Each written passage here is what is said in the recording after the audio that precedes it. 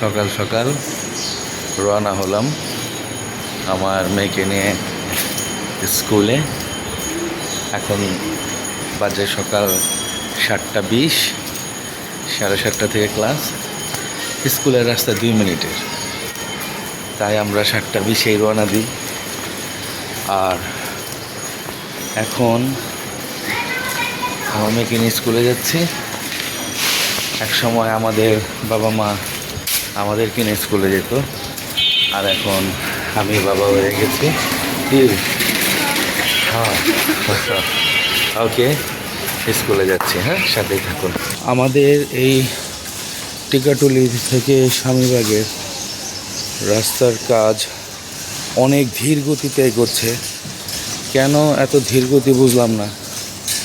আশা করব রাস্তার কাজগুলো অচিরেই সমাধান করবে। রাস্তার অবস্থা একদম পিচ্ছিল, এই জায়গায় স্লিপ করতেছে।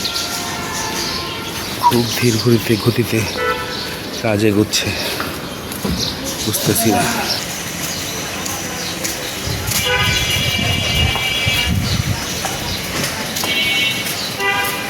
এই হলো একেবারে হাতের বরাবর কামরুন্নেসা স্কুল। এই হচ্ছে আমার মায়ের বাড়ির রাস্তাটা। দেখেন কাজের কত ধীর গতি, কত দিন হয়ে গেল এই কাজের এত ধীর গতি।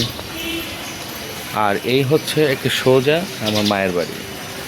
তো রাস্তার অবস্থা দেখেন যে এত স্লো কাজ, যে আমি ইতিহাসে মনে হয় দেখি নাই যে এত স্লো লেভেলের কাজ।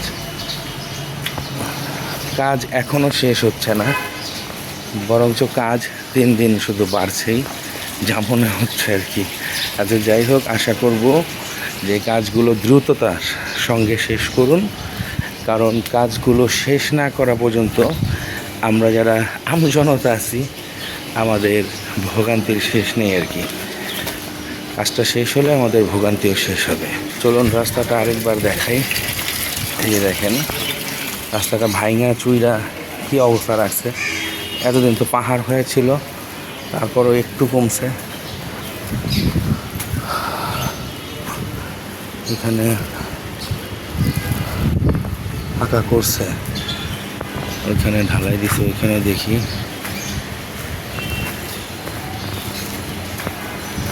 হ্যাঁ, এখানে ঢালাইগুলো কমপ্লিট। দ্যাটস মেইন হলের যে ঢালাইগুলো, ঢালাইগুলো মোটামুটি কমপ্লিট। এখন সকাল সকাল আমার মেয়েকে স্কুলে দিয়ে আপনাদেরকে আমাদের এলাকার কিছু রাস্তা দেখালাম। আর রাস্তাঘাটের অবস্থা দেখছেন তো, খুব খারাপ, খুব ধীর গতিতে কাজকর্ম চলতেছে। এখন আমি আছি লিফটে, আমার মায়ের বাসায় আসছি। মায়ের সাথে এখন নাস্তা খাবো, পরোটা, ডিম ভাজি,